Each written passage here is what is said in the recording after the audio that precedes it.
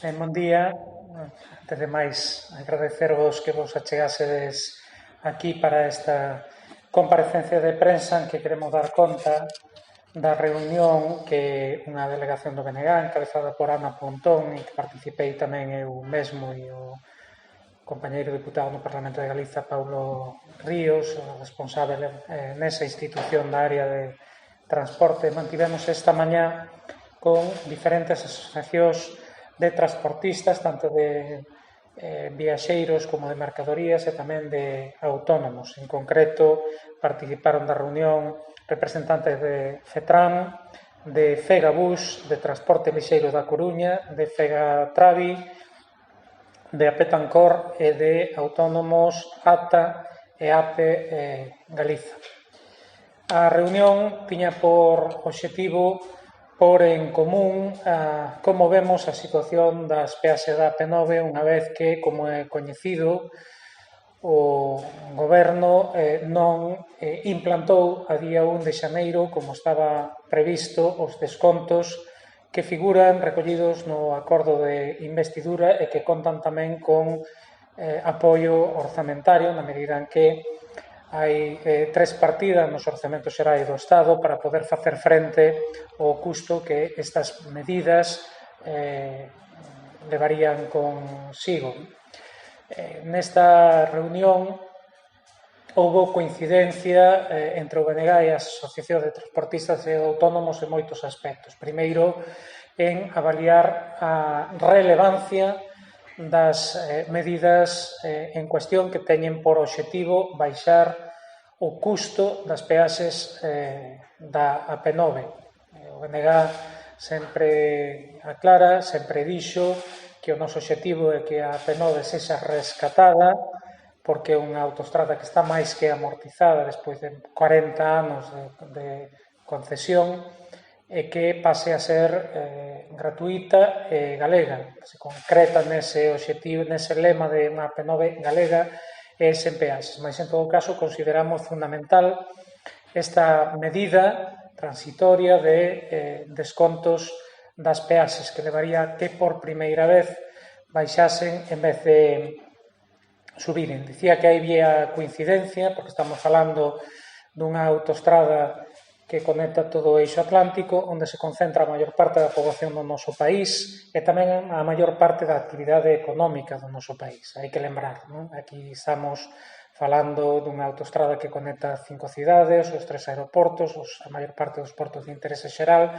e, como digo, tamén da actividade económica. Por lo tanto, os elevadísimos custos da exportaxe da AP9 teñen un impacto negativo moi directo tamén nos custos de moitas empresas que, por outro lado, e houve quen o aclarou nesa reunión, en moitos casos son transferidos aos usuarios finais, son imputados aos usuarios finais. Isto afectanos, por tanto, a todos os galegos e galegas, reduce a competitividade das empresas do noso país e é, ademais, un factor de discriminación na medida en que, como temos dito moitas veces, neste momento só quedan 3 autostradas en todo o Estado español con concesións de longa duración. Dúas delas están na Galiza, son a AP9 e a AP53, e son as dúas precisamente que teñen das peaxes máis caras por quilómetro lineal. Discriminación tamén na medida en que vemos que noutras zonas do Estado as autostradas acaban a súa concesión, acabárona ou van a acabar neste período entre o ano 2018 e 2022, mentres aquí aínda temos por diante períodos longuísimos de pagar estas vías de comunicación.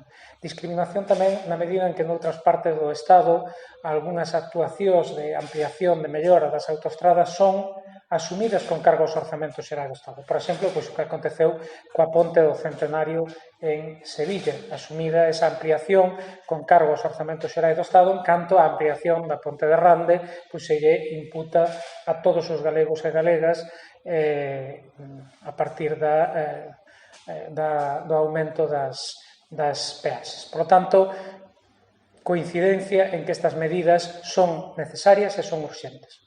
Coincidencia tamén en que non hai razón obxectiva para que se continúe demorando a aplicación das descontos para usuarios recorrentes, da liberación de peaxe para o tramo Vigo-Redondela e da asunción por parte dos presupostos do Estado dese 1% de incremento anual acumulativo durante 20 anos que corresponde precisamente ás obras de ampliación da Ponte de Rande e da circunvalación de Santiago.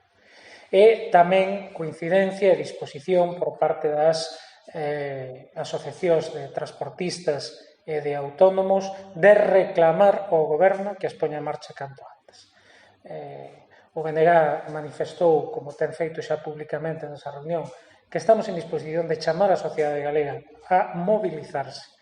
Se o goberno non aplica ao longo deste mes de xaneiro, en todo caso, a 1 de febreiro, os descontos e as baixadas previstas, porque non valen excusas como que se precisa tempo, houbo tempo e hai tempo máis que suficiente para proceder ás modificacións normativas vía decreto que foran necesarias para poder implantalas. E as asociacións de transportistas coincidiron en que están en disposición tamén de reclamar ao goberno por cada quen pola vía que considera oportuno, pero ali falouse, por exemplo, de comunicacións de cada asociación ou conxuntas de todas as asociacións ao Ministerio de Transportes reclamando a aplicación desta medida. Algúnas entidades manifestaron tamén expresamente o apoio a calquera actuación de movilización que puidese realizarse ao longo dos próximos días ou das próximas semanas. Houbo, eu creo que partillada tamén a preocupación por un comportamento do goberno español que non se entende e ao mesmo tempo tamén houbo a manifestación de que se reclamaba ao goberno galego unha posición firme e decidida en defensa do cumprimento dos compromisos que o goberno español ten adquirido co noso país. Por tanto, nós desde o Bloque Nacionalista Galego o que queremos facer é reiterar a nosa posición de firmeza en defensa do que consideramos xusto e lexítimo. Decía un representante dunha asociación que había algo elemental e é que os acordos están para ser incumpridos e efectivamente nos coincidimos tamén niso, non? Os acordos están para ser incumpridos, hai un acordo que o BNG xa cumpriu e agora corresponde ao goberno cumprir canto antes. E cada día que pasa sin cumprir é un descrédito para ese goberno, porque este é un compromiso con todos os galegos e galegas e hai millares de persoas, centos de miles de persoas que están esperando que se cumpra canto antes. Desde logo, nos esperamos tamén que así sexa.